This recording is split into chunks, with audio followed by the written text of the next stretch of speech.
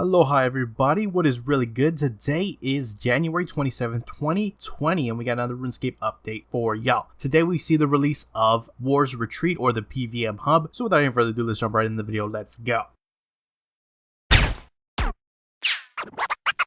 Cats is the illest. What you talking about, Willis?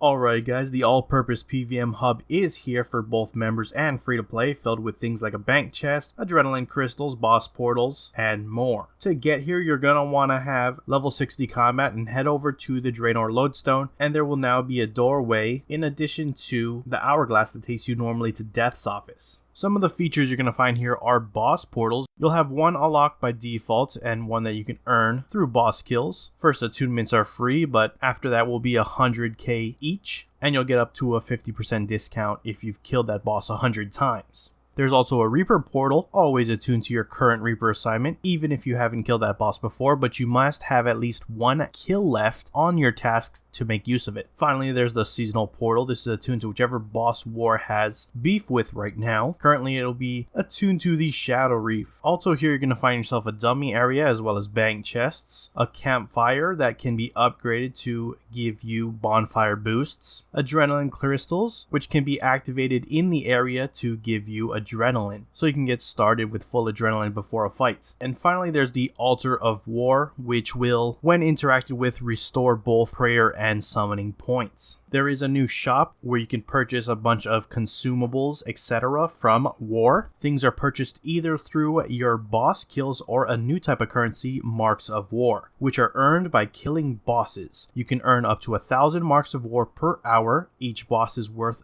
different amounts of marks, but be aware that Death Touch Darts will not award you any Marks of War. We also have several auras available, which have been removed from Solomon's General Store with this update: Vampirism, Dark Magic, Berserker, Reckless, and Maniacal. If you already have these auras, you will already have them unlocked, obviously, and they will automatically count towards one of the achievements. Speaking of achievements, there are a couple of new ones added with this update, some of which are comp requirements. We have the Aura, which is unlock every aura in the store. Relight My Fire, which is to fully upgrade the campfire in War's Retreat. For comp cape, you're going to need to complete My Last Resort, which is unlock the War's Retreat teleport, a second boss portal, the Altar of War, as well as the adrenaline crystals. For the trim comp, you need to complete all achievements that I just listed to unlock the fourth achievement, War, What Is It Good For? In celebration of the launch of this update, Jagex has also made it that all Reaper tasks until February 10th will give 50% more Reaper points. So no better time to do your Reaper tasks than right now. And again, that ends on February 10th. So that pretty much encompasses War's Retreat. We're going to move on over to another event that happens to be running right now, and that is the Winter Chill Off. So from now until February 3rd, you can head on over to the Lumbridge Crater and take part in the Winter Chill Off. This is very similar to what we had previously. Basically, there are 6 skills that will be competing to win the player's favor and beat out the competition. While skilling in the world, you'll gain skill tokens, which can be handed in at the skilling booths to vote in your favorite skills. At the end of the day, the least popular skill will be eliminated and votes are reset. You can still train at eliminated booths, but obviously you can't vote for them. Every day that a skill survives without being eliminated will boost the base XP by 10%. On February 3rd, they will announce which skill is the winner. This time around, you've got Agility, Herblore, Divination, Slayer,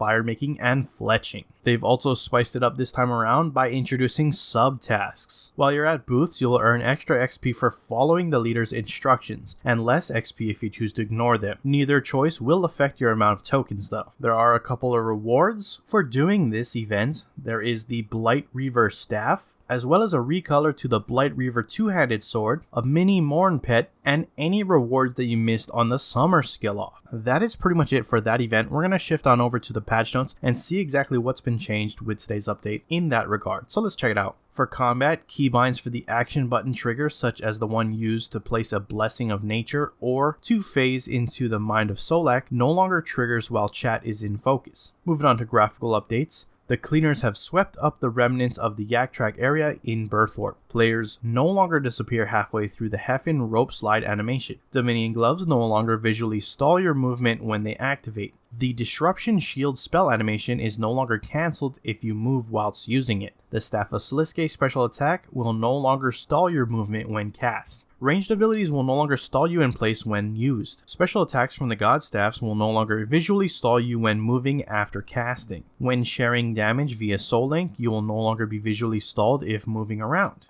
Moving on to interface changes, using Bladed Dive on an NPC no longer changes their name to tap to find a target or change their combat level to NA. A kill timer is now available at Calfight Queen and the Corporal Beast. Closing certain chat-based input dialogues no longer causes clicks to sometimes be ignored where the dialogue used to be. Spirit gems can no longer be equipped via the bank. Free cam help menu is now moved to the right side of the screen. Ice spells in the Ancient Spellbook now have descriptions to match their effects. Expanded drop-down menus in the World Hop interface now hide correctly when settings are closed. Retrieving runes from the large yellow rune pouch no longer equips the item from within the bank interface. The Boss Portal Attune interface has been updated. Legacy combat users no longer be able to see creatures walking about with 0 hit points. Moving on to minigames, fix the bug that let the Soul Wars shop steal Zeal if you didn't have the requirements for one of its pets.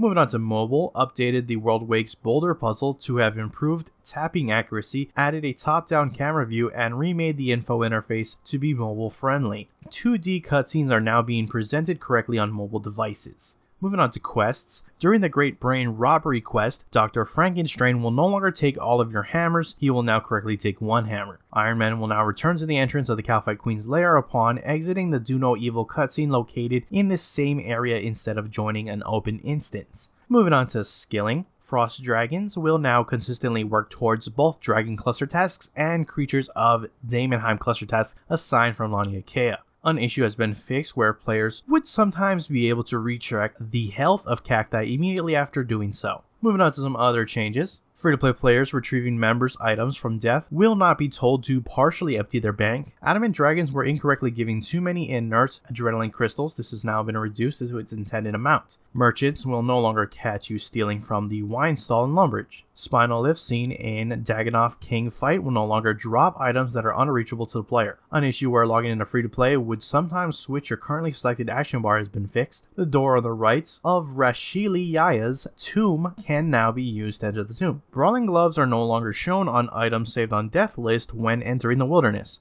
The Charming Imp can now place collected spirit gems directly into the spirit gem bag. Fixed an issue where players could lose POH aquarium eggs and not be able to prestige the aquarium. POH aquarium eggs will no longer be lost on death. Free-to-play players can no longer use the large and huge celebration lamps when they select the use all option. Fixed an issue where the prize pool for Gone Yak tracking would not be refreshed from the previous promo. And finally, as a hot fix, further improved checks to Power Burst Potions cooldown and activation. This will prevent gaining double effects triggering by spam clicking. That is if you're a patch notes. Links to everything discussed in this video will be down in the description below, so head on over there and check them out if you wish to do so. With that, I'm wrapping up the video. If you enjoyed it, hit that like button. If you're not subscribed and you want to stay up to date on all things RuneScape related, then hit that subscribe button. Anyways, I appreciate you watching. I am out. Aloha.